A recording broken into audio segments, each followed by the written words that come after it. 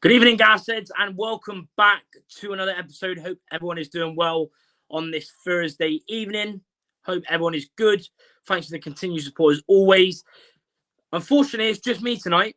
Because Neil and Josh aren't here. Nah, only joking. Neil and Josh will be here. Josh should be here around 8:15, and Neil should be here in a minute. So I'll just get through some comments. But as always, make sure you like. It really helps out. Make sure you subscribe if you haven't. A lot of people that watch this are still not subscribed to the channel, so please do subscribe. Appreciate all the support. Appreciate everyone that watches live, everyone that watches after. But get in your comments as always. Also, if you are one of those people, and there is quite a lot of people that can't make the live streams, and you want to put any questions or comments in, then you can message me. You can message the podcast socials as well if you want to get your messages and point of views across, and loads of stuff to chat about as well. So do get involved. Big up the sponsor as well in the description. Big up to Adam Purnell every single time. ERG DMY Decorating. Make sure you check that out. And here is Josh. Josh should be joining right now. Here he is. How are we doing, son? Hello. Good? I'm all good, brother. How are you? Yeah, all good, mate. All good. All good indeed. Make sure you subscribe to Josh as well. But of course, subscribe if you're not. All the socials, Fan Hub as well. And also, I want to do a shout out. A lot of you would have probably seen the post that I put out and what Rosa put out and Bristol Live, and Josh put it out today. But Jack Sparks and his partner Abby will be running the Bristol Half Marathon. I've left the link in the description for the Just Giving page because their daughter is about or will be having open heart surgery after being diagnosed with a heart condition. So if you can donate anyway, then I've left the link in the description. After the pod is finished, I will put the link in the pinned comments as well. So if any of you can help out, that would be class. But joined by Neil as well. How are we doing? You good? Yeah, right, lad. You? Yeah, all good, mate. What's that jacket? Spanish? Tenerife, mate. Tenerife gas, love it. Tenerife gas. But big up to everyone in the comments. We got Dave Spence saying loving the retro top. Comment saying is Neil on tonight. Neil has arrived. Man United to win the Prem before these lot on time. Ben, you're a shambles, mate. Can't beat 10-man Newcastle. Pipe down, all right. Andy Collins, evening to you.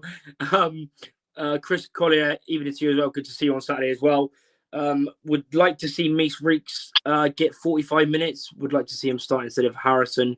Give him a rest. Back to Saturday, Tuesday again next week. That is almost a little plug as well. We will be live if we're all good and well and free. We will all be live Sunday as well because of the Barrow game on the Tuesday night. So heads up for that. Evening to Dave, Huddersfield Gas, UTG. Matt Bray, evening to you, saying not overly impressed about the increased number of playoff teams in the champ. What do we think? It's just a shambles. Football is a shambles in general. Like, look at Arsenal, absolute joke. Wasting time. Look at Nottingham Forest, you could say. I had to get that in there. What else? Matt Bray saying, please look at all our remaining fixtures and make a prediction of how many points we will get. We'll try and do that. We'll do the whole of the remaining fixtures on the next episode, but we'll get into the fixtures of this month coming up as well in a bit as well. And even to everyone else, really appreciate all of you being here, and of course to all of those that are watching back home. Also comment, I want to go home. Swindon's a shithole. I want to go home. I've already talked about that, but it was even before the game. Like, we got there, they had this bar apparently, and it was a bar for away fans, and it was we're only allowed 60 people in. Like, there was about 200 fans waiting outside. It was an absolute shambles. Then after, I like imagine. I mean, what time did the game finish? Around, what was it, 2:15, something like that. I got home at 5 p.m. from Swindon. Do you know how mad that is? It was how can the team bus leave before us? The players got changed. All that, it was a complete shambles. But Jenny saying the bar was almost empty. I know, it was crazy, but they still wouldn't let people in. Even to JMO, Tom Butler, Conor Hercombe as well. Bueno as well. I won't say the last part. Georgia Gas and everyone else. Like, subscribe, all that good stuff. Get in your comments. LPP as well. Good to see you on Saturday, Haindog. Good to see you and Joe and that as well. But let's get into it. I mean, Josh, I'll start Yes, with your thoughts first. Obviously, me and you both went with a 2-1 win. Neil, even though he went with a mad 4-4, the outcome was right again. It was a draw. Point on the road. We all knew going into the game it was going to be tough. Even though Swindon had lost two of the last five, they still won 3 of the last 5. And we know our away record is honking. Before that, I think it was the second worst in the entire league. But yeah, point on the road, Kane Thompson, Robin, Kane Thompson, De Bruyne, whatever you want to say, with a goal just before half time. And Brad Young, probably man of the match, I would think. I'd probably think everyone would agree with that. But yeah, Ollie Palmer obviously gets the goal back on the 63rd minute. But yeah, a point, 2 games unbeaten, some positive signs going into another tough month, demanding month, especially with some of the games we got, Bromley, Crewe, etc. But yeah, and we went unchanged as well, which we can't really say that much for most of this season, especially the last sort of 3 or 4 months. But yeah, what did you make of the game? What did you make of the goal that we conceded, and yeah, your overall thoughts on the 90 minutes? Weird. Only because we were fair. Yeah. We were really lackluster and toothless in the first half going forward and scored. And then we were really promising going forward in the second half and didn't score. It was a weird one. I think you talk about like moments of magic, and Thompson Summers, I mean, he stepped up, didn't he, in that moment? Like, I think Ellis plays the quick free kick, which I obviously wasn't there, but I was screaming at the telly like, he's on, just play him, like he's on. And there's a moment, KTS, he looks up from his feet, looks around him briefly and thinks, well, I'm by myself then, so I might as well just take it on. And I like that he said that in the interview. In his interview, he said, like, I just thought, just run at him. Yeah. Just run at him. Just try something. Cuts in on his left, and then just the only place he could have put the ball. Yeah, in that bottom corner. He put the ball. Yeah. And I love it, mate. Absolutely. Yeah, it's a great goal. Unbelievable goal. And do you know what? I'm really happy for him. Because, and I think even Will Murray, the Bristol Live guy, said this in his kind of video reaction. He's the only signing that hasn't shown or hasn't been convincing yet, and he looked brilliant. And I agree with Tom Butler's. I agree with Tom Butler's comment here. I'll get it up now, where he says he looked one of the worst signings a couple games ago, and comes up with that moment. I mean, look, Neil, myself, and you have all described KTS as a dog in midfield, but he was an absolute dog in midfield with a little bit of quality on Saturday. Yeah. There were a lot of quality to open up the scoring for us and to go into halftime leading 1-0. I think second half, apologies, my Rio got me up at 5:56 this morning, so I'm absolutely pooped.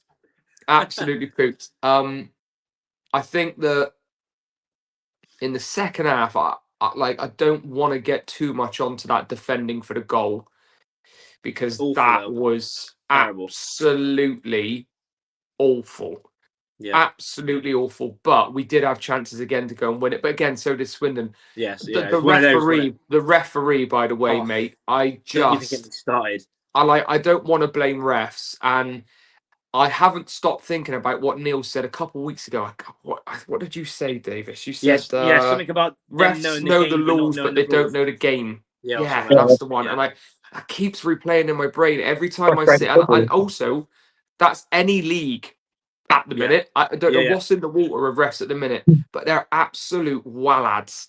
Like, Fabrizio, I know he's too honest, like, in that moment.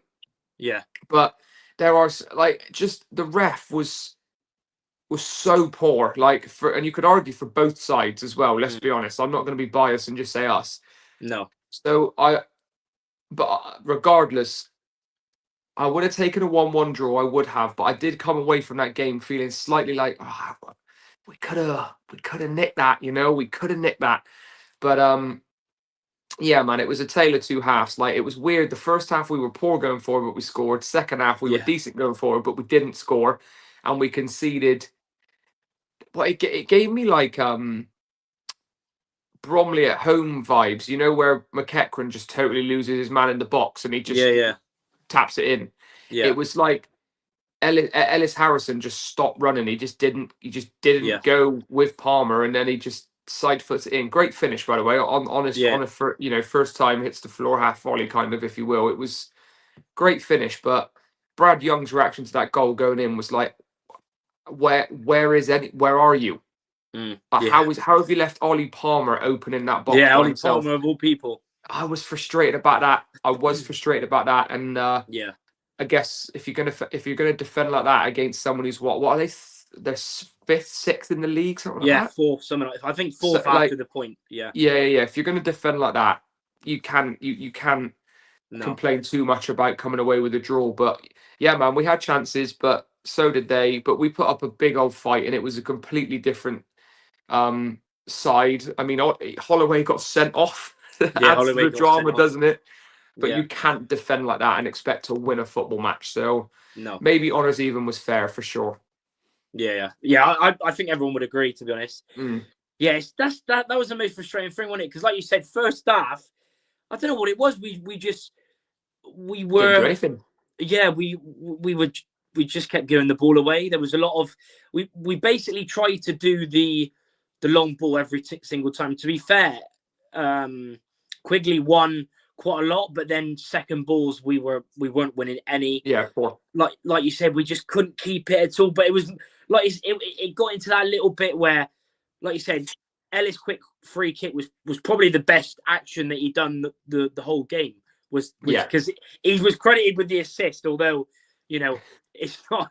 It was all down because, like you said, I said it in my video, and you see a lot of players in the whole world, not just League One, League Two, but Premier League. You see it where you get sort of into that area. Yes, it's poor defending from Swindon, right? But fair play to Thompson Summers for taking it on, having the balls to do it, because some players would have just turned around and that's it.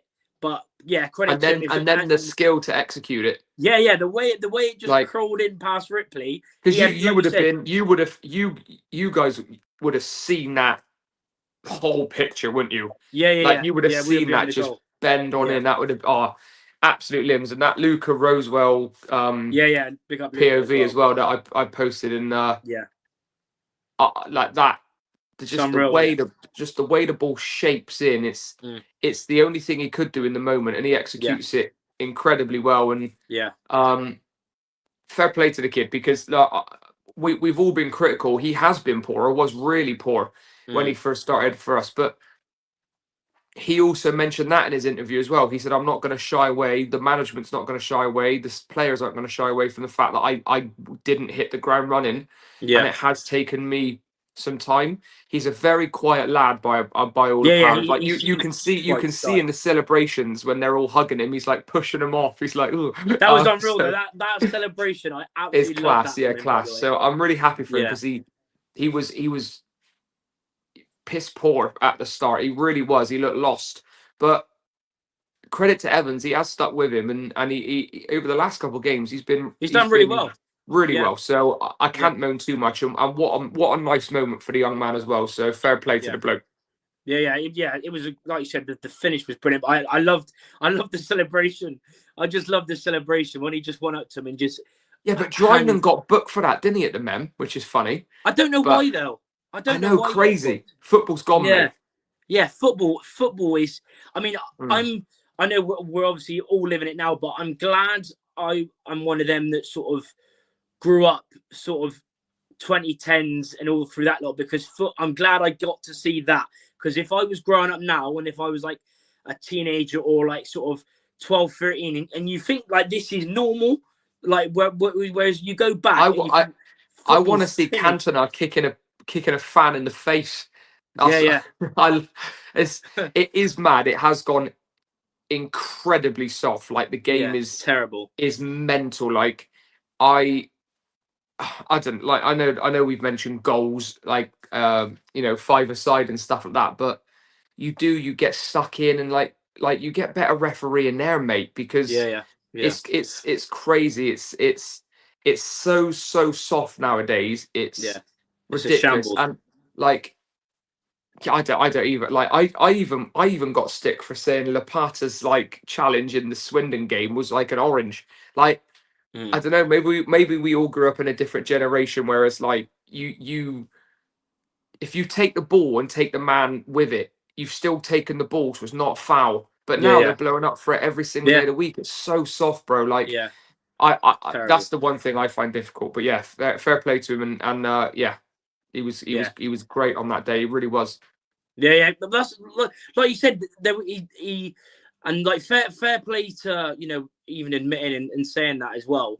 But yeah, like you said, he started off slow, but like even Oldham, there was glimpses. Like the ball in for Quigley was brilliant. There was glimpses. Yeah, and he played really well.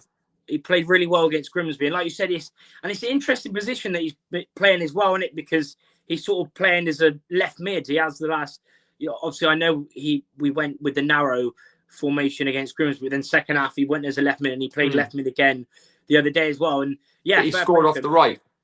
Yeah, and that's the thing in it. He scored off to literally seen that the quick kick was going to be taken. Then fair play, great finish. But then second half it was we started well, especially that the period just before they scored, and obviously I know that about 5 or 10 minutes after they were sort of tails up. It felt a bit like this could sort of be, you know, turning into, you know, one of those games we've seen, because a lot of this season, you know, when we've like most of the games where we've been winning, again, the first goal was important, but also when you've got, you know, when you go away as well, you know, big game, not just Swindon, but any game, like we struggled a lot when we've like sort of conceded a goal, heads have dropped. But there was a little period where it happened, like you said. I didn't realise who was at fault, but like Ellis. Oh, sorry to interrupt you. It's just popped into my brain again that Ellis Harrison miss. As well. I couldn't believe it. And I know it's a hard chance. He sees it late. I get it. But they score 2 minutes after that. It's not even that. It didn't even feel like 2 minutes. well, yeah, maybe it was even a minute. Like it just that was, oh mate, I was off my seat, and even Rio was going, "Get in!" Like it was we were so. God, mate, honestly, I would have felt sick. Yeah, that's how exactly. Yeah, I agree, Ultra. Like it felt like 20 seconds. It felt like literally the other end. And I couldn't believe even the other one. I don't know what it was, or whether he had an injury or what. But there was even the bit where a camera, I think it was a shot, and all Ellis had to do was stick a leg out, and it's a goal. He didn't even go for it. Yeah, and I was like, he was miles a bit weird. behind he didn't anticipate it at all, and that's a worry. Yeah, it was really, really, really weird. But yeah, that header, me, Ben, and LP and Joe and that behind the goal, everyone behind the goal were like, what? I was like, you have to. I know it was late, but Mola, by the way, because Mola, again, great ball. Another great game from him. But the crosses, because he's almost got that new lease of life, that confidence, because before, I know he wasn't playing a left back a lot, but when he played left back before, he wasn't getting anywhere near his forward, but he's got that confidence now. And yeah, the ball was unreal, to be fair. You know, it's a great ball, but yeah, like you said, frustrating to get to come away. That's what I mean. It was weird because, like you said, even though I thought it was a fair game, sort of fair draw, rightly, you know, sort of Swindon had their chances in the first half mainly, or some in the second, but Rovers done one in the second half. I still felt frustrated coming away from that game, especially with those two chances. But it shows how not how far we've come, but almost, you know, almost you can say that, because, like you said, if that was probably a couple of months ago, we probably don't get anything from that game. But so we showed Yeah, we showed that grit and fair play point in the end.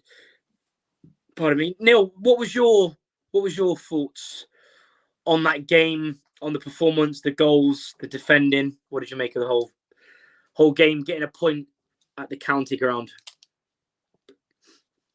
I really liked it. I thought it was a decent performance, to be honest. It was one of them you could tell early doors, especially where they lined up. They pretty much gave you, Hoylett is their outlet. We had a Camrich, and the rest of it they filled with just graft. Really, you knew what the game was going to be like. I spoke about Swindon before, hyper emotional, hyper tense, and that showed in Holloway acting the way he did. You know what I mean? He was just a ball of rage. Yeah, you called that, to be fair, didn't you? You did call it. They're just a tense bunch at the minute, and I think the game sort of played out as I thought it would do. As some want to call it a derby, some don't, but to get anything out of that game, it required having to do the ugly stuff well. And we did, and we've done that. And there's been plenty of fixtures where we've lost games on the fact that we can't do the ugly stuff well, especially under the Clark tenure. You know what I mean?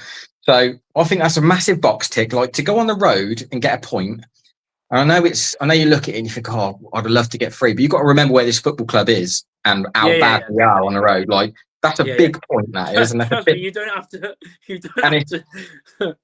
And it's a big performance in the fact that they've gone there and done the ugly stuff really well to go and get that point, Mm-hmm. I mean, the goal, when the ball gets set and he's laid it off, on me, I'm looking at it, thinking, considering where we are in the game and how close we are to half time, just set it up and load the box. Because when he's set it and then laid it out, and I'm thinking, oh, that's got to be a Camrich. Go and do your thing. Go and isolate a fullback and try and do. And then when you see who it is on the ball, I'm thinking, right, go and win a dead ball. Just go and win something. But I think he's taken the entire stadium by surprise there. Because I don't think whether you're a Rovers player, a Swindon defender, anyone in the crowd or anyone on the bench, no matter who's talking about what after the event, no one is expecting that. Oh yeah, I definitely didn't expect it. Nobody's expecting that, because you can see. I think it's right that's gone over to try and double up on him, and he's so sort of laboured and casual in his jockeying of a centre half that as soon as his weight's gone on that left foot,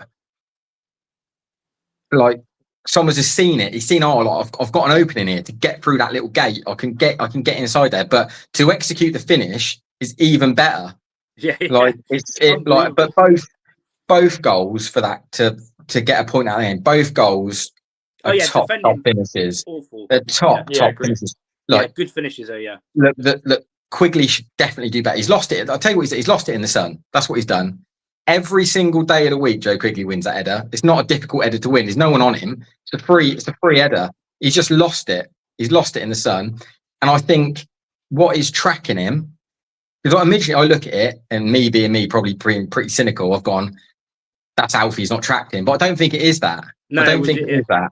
Ellis. I think everyone expects Joe to win it. Yeah. They switched off because they just expect Joe to win it. Credit to Palmer. He's gone and followed the flight of the ball, and his finish is ace. It's like his top draw. But you could see, like, we'll talk about how tense and how hyper emotional. Look at the bloke when the goal went in. He like his head was on fire. Do you know what I mean? He couldn't contain himself. But Swindon were a far better outfit and a far more measured outfit once Holloway went to the stands. Like, they were just like, they were a basket case while he was on the bench barking. Yeah. And I know you've got a technical area, and not a lot's going to happen, but like, pick your battles. If you're going to go toe to toe with insult, don't do it with Rayner, because whatever he said back at him, it's lit him up. It is lit him up, and then he's gone. So, like, just pick your battles. You know what I mean? But mental. As far as the performance, I really liked it. It wasn't beautiful. It wasn't pleasant on the eye, but it was a performance that you needed to know that we could go on the road and go and do, because we've lost loads of them games before. We've lost loads of games where you've had to go and do the ugly stuff, and it hasn't happened. You know, But again, I think it wasn't a game for anyone to go and get on it and move it and be really pleasant on the ball. Do you know what I mean? Like, look at their bench.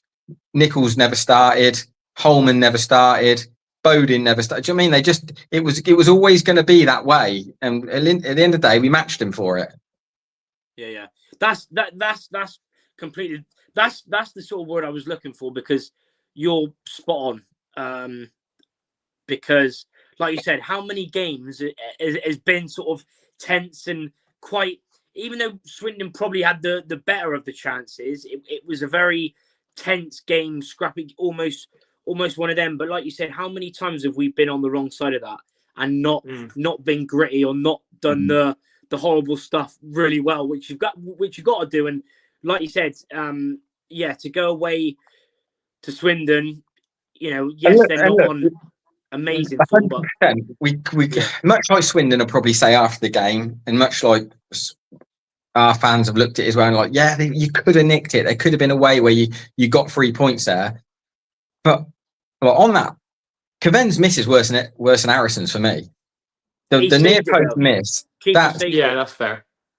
But I think what people are missing for the Harrison miss is when that ball comes in, it's completely different if you're going with your feet, which you couldn't have done. The only way you could have gone for that ball was the way you went for it. And the trajectory of that football, once it hits the turf, it goes again. It's a really, like, if it had gone in, it'd been a magnificent header. Like, because you have to get it perfect.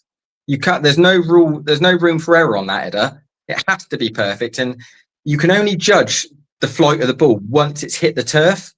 So if you go too early, you've got no chance of making a connection. Like, I think it's a really difficult shot. I know it's close and it's not far from the goal. It's just technically it's a really difficult header.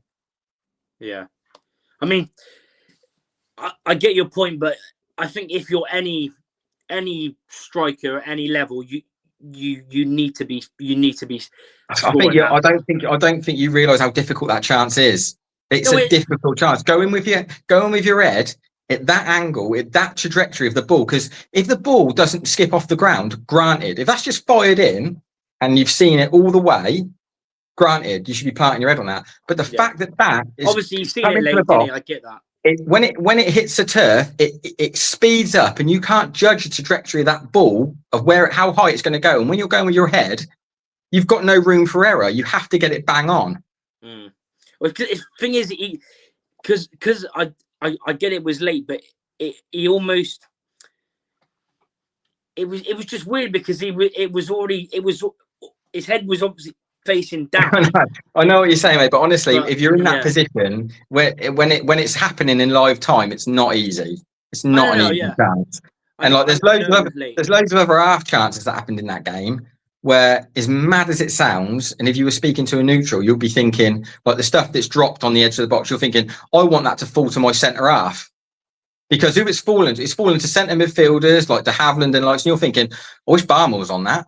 I wish Barmer was on the end of that.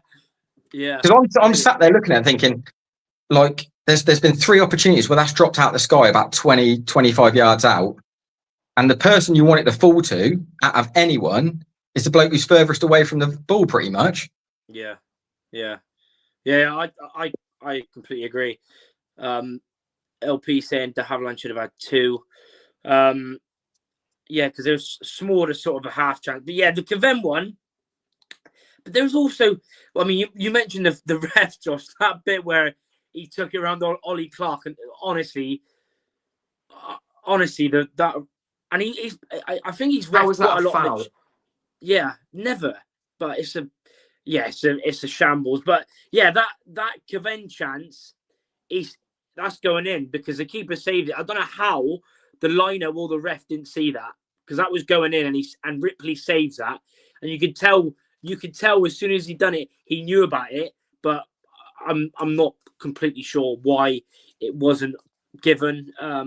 Like you said, it's almost now. I mean, you see it every week. It's got even in League Two. Like, League Two refs were bad, like back when we were in there 4 years ago. But like you said, Josh, and everyone would say the same. Like, everywhere they're bad, let alone. But like you said, a lot of them are bad, especially in lower leagues, because a lot of them are part time.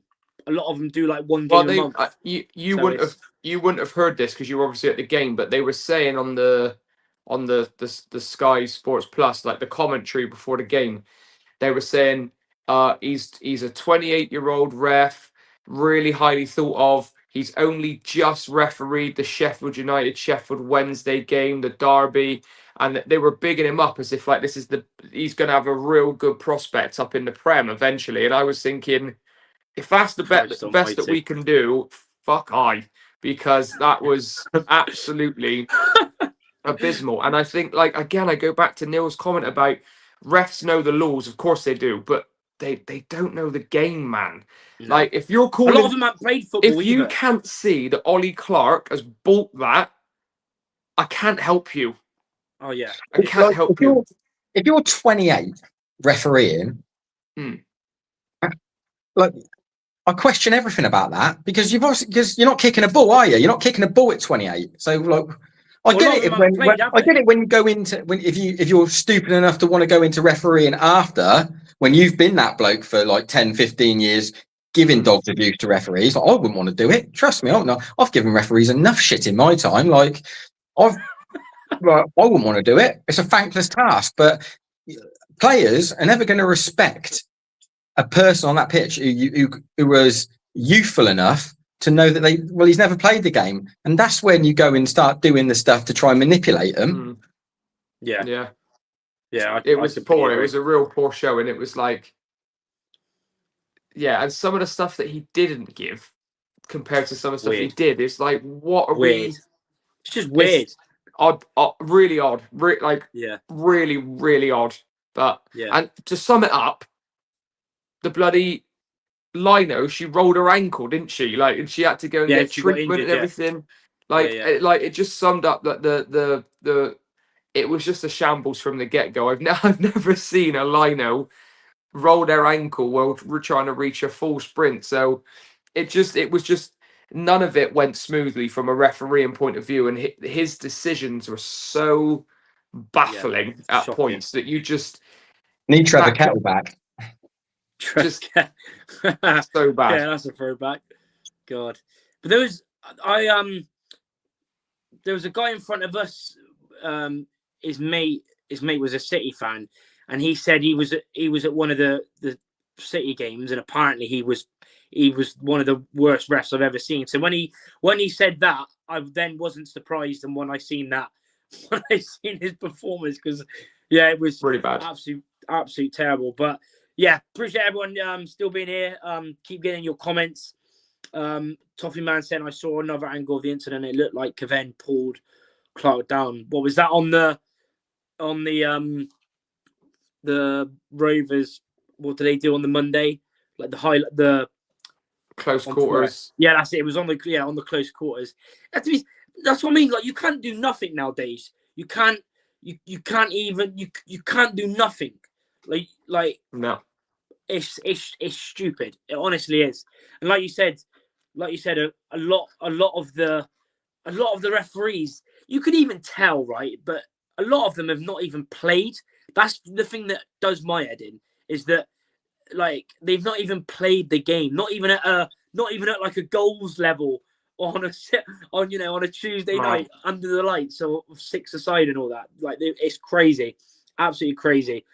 Mark Gray saying, evening lads, 3 points Saturday, I reckon. Also, I don't think Evans will stay on at the end of the season, regardless of staying up. I mean, there was that. I've not got it. I know you put the post out, Josh, earlier. And I talked to Ben earlier as well. I mean, we know he says some weird stuff at weird times, Evans, and you got to take it with a pinch. But really weird. I don't have. He's an odd bloke. He is an odd bloke. Like, it's like, do you want to stay or not? Like, what are you saying?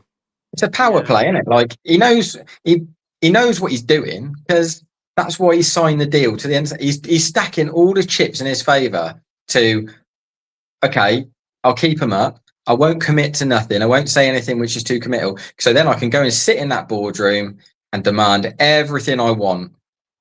Yeah, and if I walk away, it's because of my decision.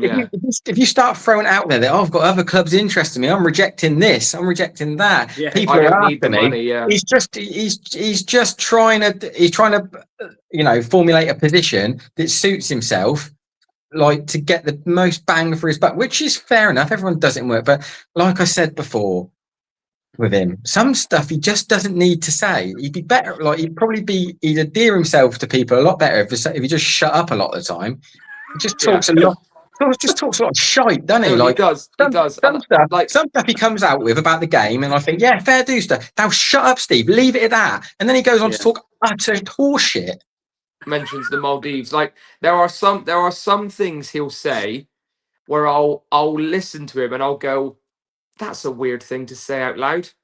Like what are you trying to say there? Like what was the one thing about when I know Not even asked the question, it just comes out like Tourette's, doesn't it? Yeah.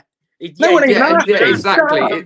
It's like, well, I don't need the salary or the money, and then the chairman asked me, what do you get up for in the morning? Well, it's winning games. Oh, and you're thinking, oh, that's good. He's like, but we're not really winning games at the minute. It's like, well, where's your head at, mate? Are you staying or are you not? Because like there needs to be some clarity, and it's all the chips are in his corner, and it's just like just weird, isn't it? I mean, I know he's, I know what he's been like, but even just when he's actually there and you see some of the stuff that he's there, and like Neil, and like you both said, he comes up with stuff even when he's not asked it. He'll just bring it up. And I sit there and I think, what are you actually going on about, mate? Because they asked you, how's your week in training been? And he'll finish the quote by saying, yeah, well, I was watching Ant and Det's Saturday Night Takeaway. And it's like, what are we, like, his interviews are like comedy gold at some point. Because like Neil said, you think like, just leave it there, Steve. Okay, you're still going. Just leave. Oh no, but you're still, okay, you're just carrying on. Like he just keeps going. Do you think Rayner goes home to his missus at night and goes, he said Maldives about 28 times again today? 100%. Probably, yeah. 100%. It just comes out of nowhere. It sounds like he's angry at taking the job that he didn't go to the Maldives. Or he's sponsored by their tourist board or something. Shut up. Do you know what I mean? He's sponsored by Bora Bora. Yeah. It's hilarious. Yeah. Even to Stephen as well. Hope you're well. Mark Gray saying always mentions the holiday, but no one wants to see chicken skin. Loves the petrol statement too. Yeah. Petrol station. Yeah, I see all the gases in the petrol station. Yeah, I see them all out everywhere. Massive gas, mate. That's why. God. Just sat there looking at them Ginsters, isn't he? Wishing he could go back to them. Honestly, it's crazy. But yeah, there was a mention of, obviously, LP mentioned the promise. Well, when we got to the ground, I didn't see him in the squad. I jokingly said, surely he's not injured again. And as we found out today, he's out. Well, if you haven't seen the team news update, Harbottle and Shaq are back, and McEachran's still out for another 2-3 weeks, and so is Promise. Yeah, Promise is thigh strain in training. It's mad.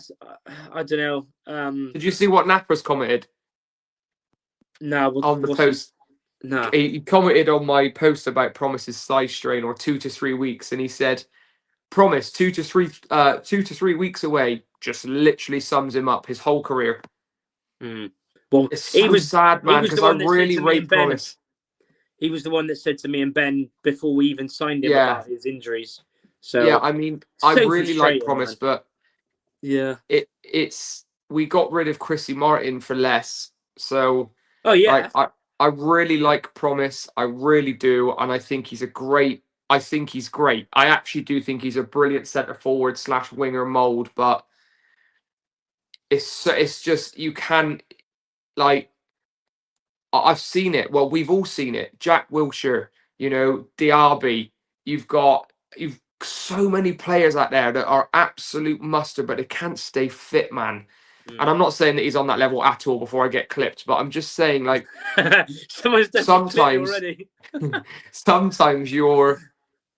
sometimes that's just the way you're made, you know, and you just can't stay fit again. And it, like, again, we've spoken on this channel before, right? He's such a big boy.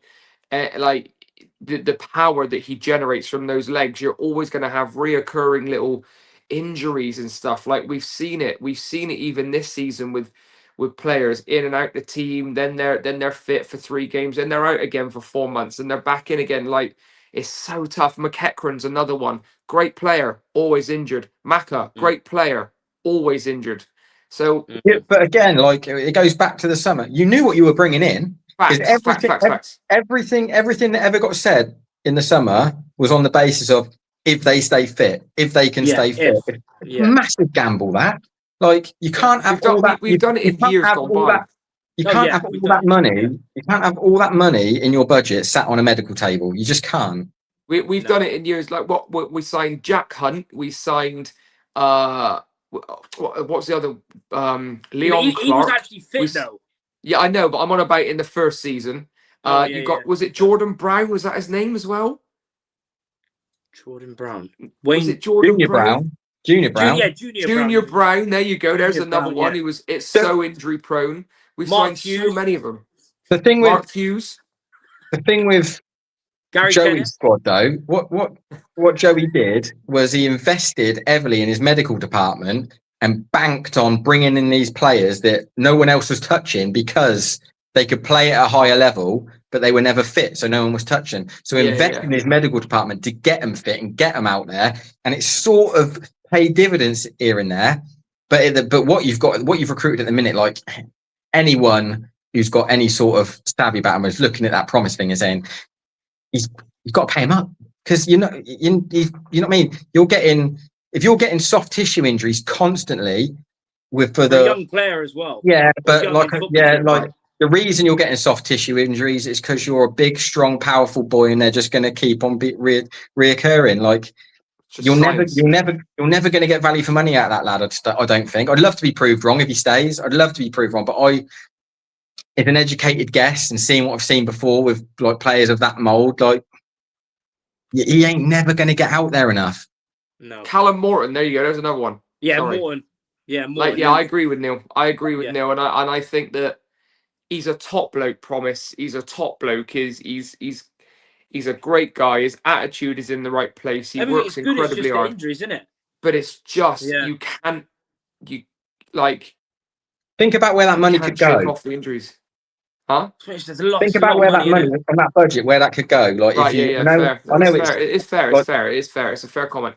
The game's the game, and it's a brutal old business. But, like, if you could reinvest that money into someone who's fit and healthy, like, you don't know what you could have in your hands as far as over 40 plus games, because you ain't seeing it with this lad. Yeah, if you spent 750k on someone who wasn't injury prone, you were always going to get a better return anyway, just by the fact that they will be able to play more. I mean, that's what we sold. That's what we sold Collins for, wasn't it? Yeah. Yeah. Which is still a shambles, by the way. But anyway, Ellis, I think, as well, was around the same to Ipswich. Yes, it's rough, man. It's because it's not nice. Like, you don't want to be doing anyone because of the injuries, but at the same time, like, it is a business, and you. That is a great comment. That money could have gone on a squad trip to the Maldives. Eventually, that'll be the conversation when he's sat in the office. That'll be the conversation of why. Nothing and he'll know. Oh yeah, nothing to do with anything else, because he, like you said, he's a sound guy, smart guy. But like you said, it's in terms, it's like you said, you need players. What do they say? Availability is the best ability. And when you've also spent that much, and like you said, you'll then, it's so frustrating, because like you said, he was out? He was out for 5 months, 3 or 4 weeks. Yeah, literally, always 2 to 3 weeks away. Yeah. And he was our best player as well at the start of the season. What's on that wing? He was our best player on the wing as well this season. Yeah, he was doing well. Yeah, he was doing well. Really gutting for him. Yeah, so frustrating. But yeah, getting on to, I mean, should we have a look at a few of the, I know you've done a little video, Josh, saying your prediction, but yeah, on these games, but obviously we know Crewe's coming up. Bauer away, huge, massive game. Bromley away, already won there this year in the FA Cup. Shrewsbury at home, Gillingham away, and Accrington at home. More tough games. A lot of them are, obviously we know Gillingham's inconsistent. We know Accrington is the biggest bogey team we've ever had in our last 14, life. they've won 12. Yeah, it's terrible. It's absolutely terrible, our record against Accrington. And I think one of the wins came in the season in the COVID season when we battered them at home 4-1. I think Rodman scored that worldly on his left foot. Yeah, crazy. But yeah, Bauer is the, obviously really big game. I think we're 4 points clear after getting that point. We know Newport, what big win for them. Well done to Sam Finley getting the red card. Good lad. But yeah, there's still a lot of tough games though. Obviously Shrewsbury lost, but they've been on good form. Gillingham, very, very inconsistent. I think it's 11 wins, 11 draws, 11 defeats, if I'm not wrong. Literally 1 in 3. You could literally pick one, innit? Yeah, literally pick one out of the hat. But yeah, what do you make of it, Josh, going into those? Another busy month, obviously, with how many games we got left? 12 games left before Crewe. Yeah, what do you make of those fixtures? So I said 7 out of 18 points last month and got that bang on. And I've gone for 9 out of 18. I feel there's 2. I think, there's a certain loss in there. Either at Bromley away or Gills away. Yeah, Gillingham's another place we do terribly as well. Awful. We're awful. But the Aki game is absolutely minging, mate. Because they're so shit, and we just don't. To be them as well. We just don't beat them. I don't think I've ever seen us live beat them ever. It's a weird one. So yeah, I mean, there's some tough games in there, and I think that every team deserves the respect, obviously, because you don't want to go and think you're going to walk it, but like, on paper, there are some winnable games, but you don't win games on paper. So I've tried to be reasonable here and go 9 out of 18. I mean, if we can take double digits, then 10. I think that would be a great return, because there are some tough games. Starting on Saturday, mate. Crewe are a very, very good side. Yeah. Bromley are just inevitable, seemingly, at the minute. You've got Shrewsbury on good form. Shrewsbury, who were on great form, obviously. Neil's best mate is obviously the new gaffer, so it's one of them ones where it's like I could easily see us losing a couple of those. I wouldn't be surprised if we lost to Shrewsbury, lost to Aki, lost to Gills, lost to Bromley. So they are tough games, mate. They are tough games, whether they look like that on paper or not. They are tough games, and it doesn't get any easier until April. Then things start to get a little bit more comfortable for us, and also a bit more in our hands with the teams that we're playing in and around us. So we need to start picking up points quickly, because we're not safe at all, especially with Newport and Harrogate doing what they're doing at the minute. Yeah. What's that? Palace. What's the score in that game, by the way? I can't look because I'm on my phone. Someone said, let us know the score if they're. Yeah, I mean, I reckon they go down, Spurs.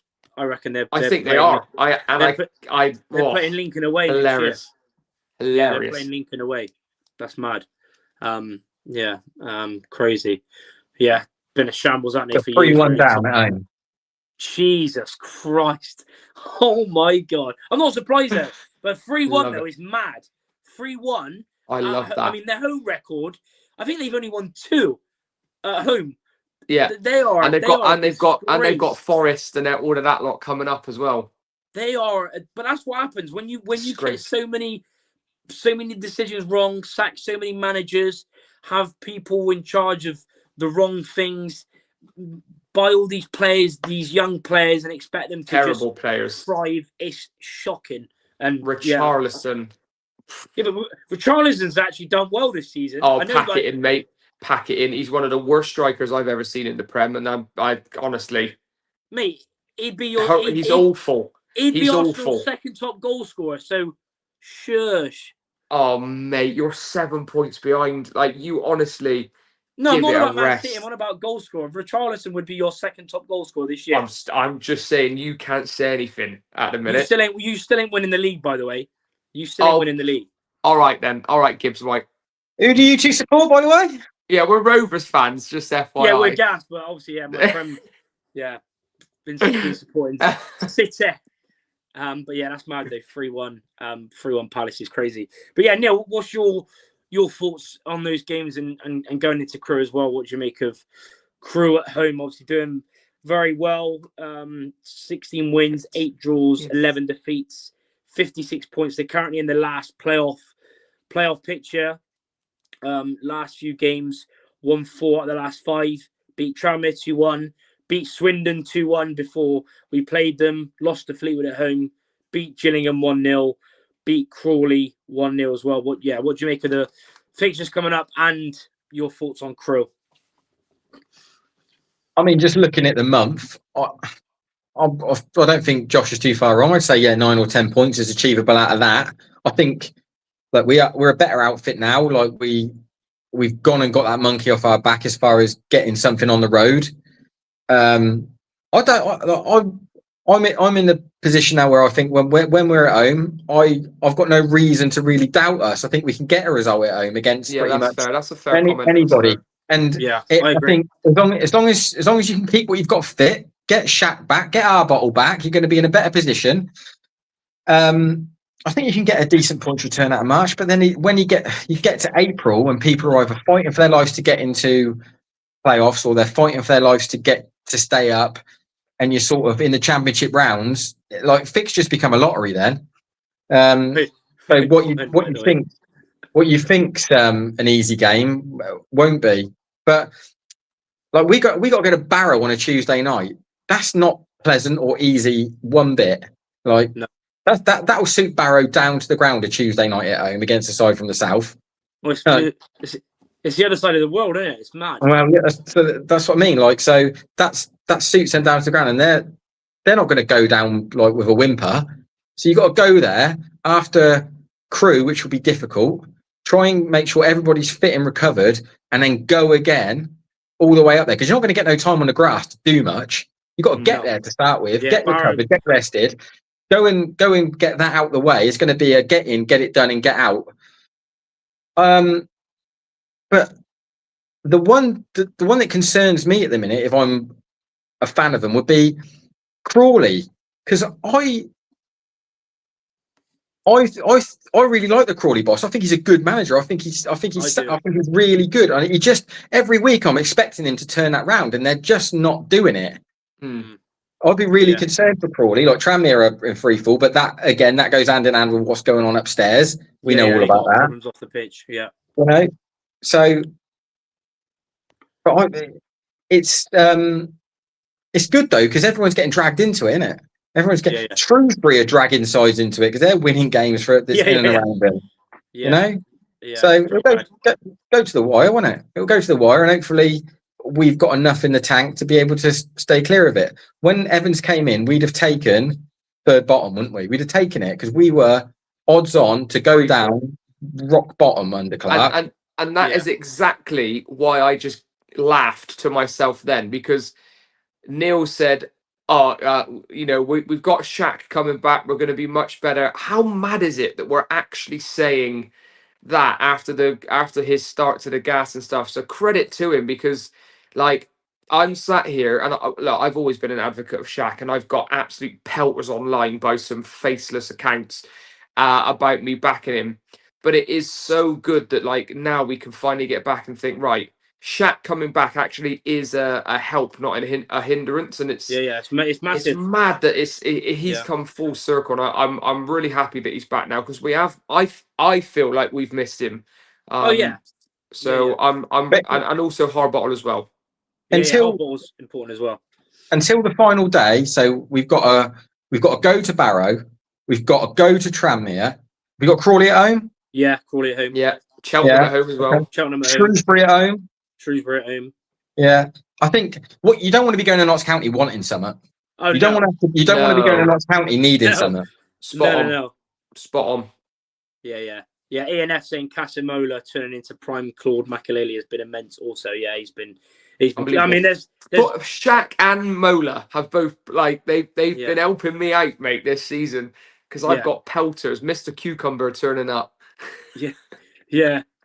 These weird. Yeah, mate. To be fair, you don't have to make it hard for yourself when you say stuff like Mr. Cucumber. Like you put some mad comments on it, honestly. No one wants to read somebody says, I think he's an absolutely fantastic player. Like you've gotta try and get some like eyes on your stuff, mate. Do you know what I mean?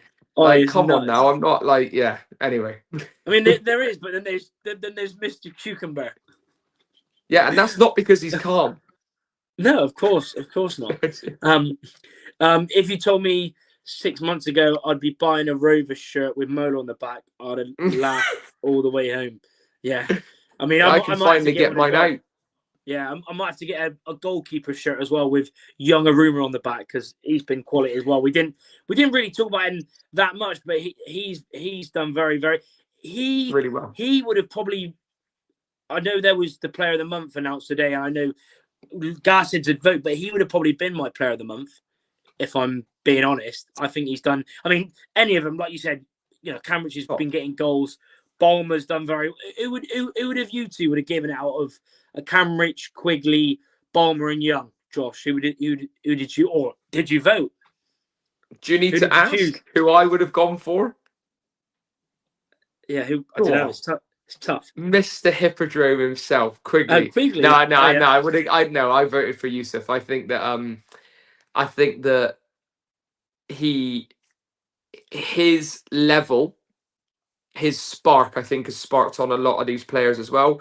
Shaq wasn't in it, was he? No. I probably would have gone for Shaq if there was an option there. If he would have played a couple more games, but obviously he got injured. So that's what. Yeah, he missed like the last 3 or 4, hasn't he? Yeah. I went for Yusuf. I just think that it was over the period of the month. I think that he's had decisive moments in games, but I was hovering over Quiggs. I really was. But yeah, Yusuf for me pipped it. Yeah. It's a tough one because that's the thing. That's what as well you can say is the most thing that we've improved because there's been in the wins, especially obviously not really the defeats apart from Chesterfield. Obviously, if you take away the goals, but in those wins, it's not just been sort of 1, 2, 3. It's been a whole squad performance. Yeah. So, like you said, when it comes to that, you could have gone. Yeah, I would have probably went with Young, but you could have went with anyone because there's been like you said, a Cambridge for the goals. Balmer has looked like he's been here for a lot longer than sort of 10, 11 games, however many he's played. Unbelievable. Young's done very well, considering he was mainly brought in as a number 2, but he's got his opportunity and took it. And then Quigley, very, very good. Very, very good. Something that we missed a lot as well. Yeah, obviously, there was that. Yeah, Matt Taylor is back at Exeter as well. It'll be interesting to see how he gets. I mean, good luck to him. A lot of the stuff. I mean, I've seen messages. I won't see from who, but when he was here, he didn't get helped. Some of the stuff I've seen is mad, but yeah, I do wish him well. It's frustrating it didn't work out, but a lot of managers in that situation. Well, you've seen. Look at all the other managers that have been here in the last sort of, however, what is it? 2 years. Like, what is it? What we on now? Our 5th manager, 6th manager. Like, it's mad. But yeah, Josh, what's your thoughts on Crewe? I mean, we mentioned obviously how well they're doing. Only 1 defeat in the last 4 wins in that last playoff place. Yeah, what do you make of them and going into the game? Because we mentioned obviously in the other game when we played them, O'Reilly, 10 assists, 6 goals. Aga, 6 goals. Josh March, 9 goals, 5 assists. They got the experience of Dimitru, Jack Powell, Lawler in goal. Obviously, Connolly's there, but not starting at the moment. There's is it Tesgel? But he's injured. The on loan Stoke striker. He's still injured from the game that we played. He's still injured from that game where he scored. So, yeah, what do you make of going into that game at home? Bro, if they turn up and they're on it, they're a proper side. Who's their gaffer? Is it Lee Bell? Is it? Yeah, Lee Bell. Yeah, Lee Bell. Yeah, I mean, we know how Lee Bell's sides will play and set up, and if they're really great football, and if they turn up and they're on it and they're, let's go with the word harmonious, say, right, they are a proper challenge, and I think that we have to have our wits about us. But I did actually think the same about Grimsby. I thought the same about Chesterfield. I know we lost that.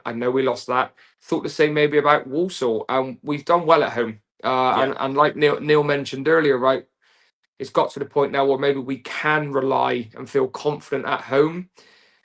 So I'm glad we're not playing them away, put it that way. Yeah, although we did draw there. I know we did, Callum Morton won it.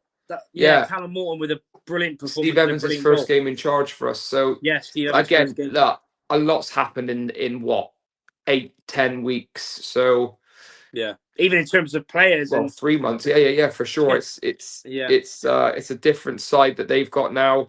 It's a different run that they're on, but we're also in a decent place. So it'll be a good game. I'm praying that we can snuff them out, because if you let them get on the ball, if you let them create, if you let them come at you, it could be squeaky bum time. But I am confident that we are going to not just roll over and let them scratch our tummies at home. So yeah, it's a weird feeling that they're a scary team, but on our day we can be. He's a gun, by the way. Dimitru. He's unbelievable, and if there's anyone you want to sign in the lower divisions at centre back, is him in it. But he's immovable. So fair play to the bloke. Yeah. He's had a great career, and he's terrifying as well, in my opinion. He's quality. I remember, especially as well when he was it Shrewsbury he was at as well, wasn't it? Shrewsbury, Cambridge, I think Newport as well. So he's a great centre half. Yeah, like you said, that's what it's all about now. It's all about we know we can turn up in these games, but it's just about consistency. We've said it a lot. We've said it a lot throughout the season, out the last couple of years. But with this team right now, we've got the quality, we've got the confidence at home, we've got the fans. I think right behind. They're on board, yeah. So it's all about doing the basics, but consistency is key now. We need to. With 2 games unbeaten at the moment, even like you said, even that Grimsby game, since we played them, they beat Notts County away and they thumped Salford at home. So, like you said, if we can turn up, if we're on it, if we've got the right application, right desire, right quality, then we can. So yeah, it's one of, like you said though, good team. Like we've already took a point off them this season, but yeah, at home hopefully we can make it 4 wins in 5 at home, which would be absolutely brilliant. Neil, lineups, let me know what you're going with, and of course in the comments let us know. If you're watching now, let us know your lineups and your score predictions, and if you're watching after, drop your lineups and score prediction in the comments as well. But yeah, Neil, what would you go for starting 11 wise with Shaq and Hardbottle, the only 2 coming back from injury and concussion? I'd go Young in goal, Harbottle and Alfie at centre half, Balmer at right back, Sparks at left back. I'd play Smallwood, Mola and Thompson Summers in the middle, Camrich in the hole, Quigley and Harrison up top. Interesting. So what's that? 4-3-1-2. Yeah, 4-3-1-2. Well, with the ball, that you'd drop into a 5, wouldn't you, without it? But yeah. Yeah. That's fair. Josh, what would you? I'm finding it a little bit tough, especially with a few players coming back. What's your mind telling me? I don't know what to do with Mola because tough, he starts, but where? Because he was doing so well in centre mid, but he's also been doing really well at left back. So it's like the last two, yeah. It's really weird. Like, what do you change a winning side? So I'm gonna say no to that. I am gonna make changes though, but like what I'm saying, Mola, I would keep him at left back. I want to put him in centre mid. I do, but I just at the moment, and I'm also worried, and this is maybe I'm talking out of turn here, but I'm also worried about Jack Sparks as well mentally. With I just like. I don't. If it were me, mate, I don't think I could be concentrating on anything other than my family at the minute. Like if stuff's going on, like my head will be all over the gaff. And like, do you want to risk playing him at the minute? It's not fair, man. I don't think for him to go and I don't know. Maybe he'd want it as a distraction. I don't know, but I feel for the bloke. So just don't put any pressure on him at stuff at the minute. Anyway, I know that's maybe me, and maybe that's why I'm not a good manager, but. I would be going Brad Young in goal. I agree with Neil. I'd go Balmer at right back. I think Senior's been great, but I think Balmer has turned into prime Zidane in front of goal, so you need him, and also his long throw-ins. I'd then go Alfie. I'd go Harbottle as well. I'd bring him straight back in. Maybe that's risky, but at the same time, comfortably our best centre back when fully fit and firing. I'd go Mola at left back. I then would go. What have I done? A 4. I'll go. Yeah, okay. So I'd go. I think what I'm trying to do. Sorry, no. I'd go Smallwood and KTS just a little bit deeper. So I'm gonna go 4-2-1-3, right? And then I'd go Shaq in the 10, a Camrich off the right, Quigley up the top, and I'd go Caven off the left. I think Harrison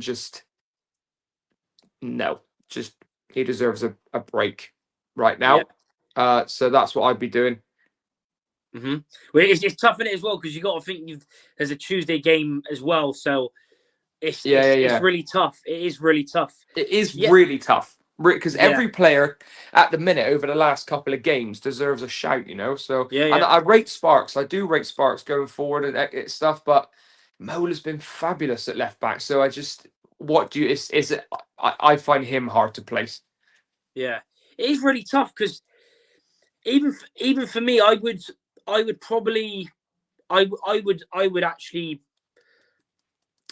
go Brad in goal. I'd stick with Senior at right back, personally. I would go with Balmer and Alfie, centre back. I wouldn't bring, even though I rate Harbottle a lot and his quality, but I would maybe start him on Tuesday instead. So I would, that's fair. I would do that because I think Balmer and Alfie have been playing quite well in that partnership. So I would stick with that. So Alfie, Balmer.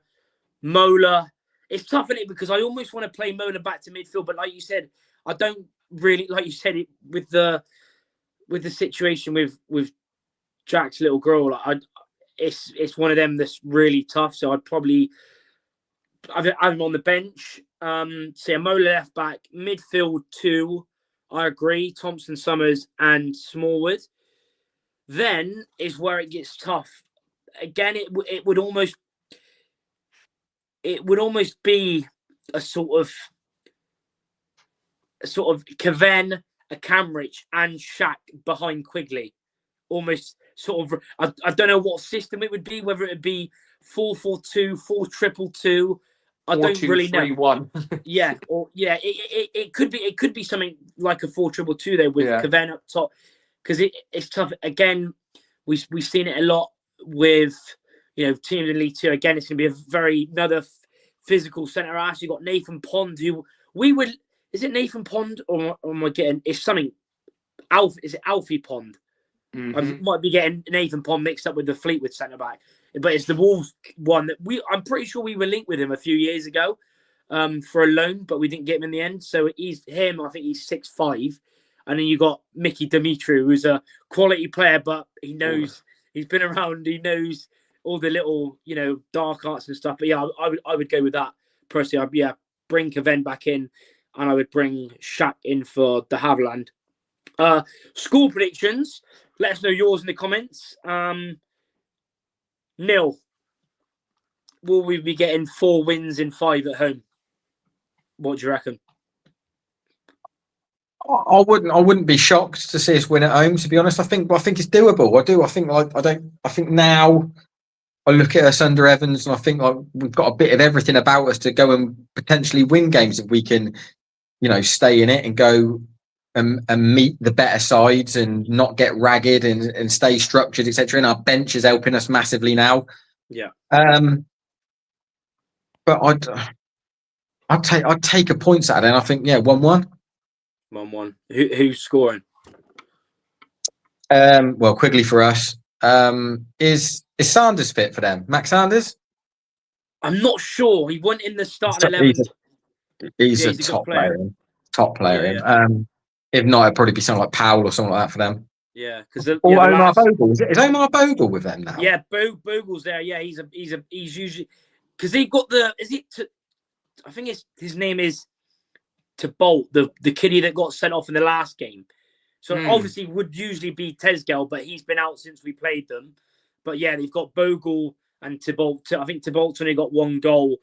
Bogle was also there as well. So hopefully Tesgel's not back for our sake, because he's very good and, as we know, scored the goal in the other game. But yeah, they've got Powell and Holizek. I don't know how you say him. He's like Czech Republic or whatever. It's got a weird name, so I can't really pronounce that. But yeah, maybe Sanders is back. I'm not sure. Josh, your score prediction. Will we get back to winning ways after the point at Swindon? What are you saying? 3 points, guys? I was going to say my typical Desmond Tutu, but I'm going to go 2-1 Gas. Why not? What's life without a little bit of enjoyment? Neil's right. I wouldn't surprise me at all if somehow we beat Crewe at home and then go and lose to Barrow away on Tuesday night. I would. I'm going to back us. Why not? 2-1 goal scorers. I'm going to go for Yusuf because he only scores at the Mem. And I'm going to go for Shack Attack. Why not? Both of them. Love that. 2-1 Gas. Yeah, you've nicked mine, to be fair. 2-1 Gas. I'll go, Cam Rich, because like you said, he doesn't score away, so he just scores at the Mem. He loves the Mem. Don't do anything away, but it's great at home. Yeah, he absolutely adores that Stade de Mem. Cam Rich and Caven. Cam Rich and Caven. Probably Quigley to get an assist as well. A little knockdown for Cav. That would be lovely. For Crewe, probably Tommy O'Reilly. Quality player. Absolute quality player. We've all gone for an unbeaten week again. Hopefully that will happen. Hopefully 3 points, but like you said, a point I would take, depending on circumstances, but before the game. But 3 points Gas in it. It would be nice to get 4 wins in 5. Yeah, Kelvin, 3-0 Gas. Wow. 3-0 Gas. Shaq, Cav, Yusuf. What else we've got? Wait, what the hell did I just see there? Oh, what the hell? My comments have gone. Can you get the rest of them up? Because my comments have just disappeared. If you can, please, mate. Where were we? Just some of the score predictions. Okay, we'll go 3-0 Gas. We also had a 2-1 from Elizabeth. Love that. We also had a 3-1 from Tommy Butler. Got to be confident. 4-1 Gas, says LP. That's got to be satire. There's no way that's actually real. Gas. Just as 8-0 Gas is someone's been held at ransom there. Chris Collier, 2-1. Quigley and Yusuf Josh, if we win, will you do a magic trick? Mate, they're all on my Instagram. Go and have a watch. But yes, I will. Yeah, and he also magic said 3-1 gas, Alfie header, Shaq, and Yusuf Akamrich. So people are confident, bro. Yeah, that's good. That is good to see. But yeah, we're going to end it there.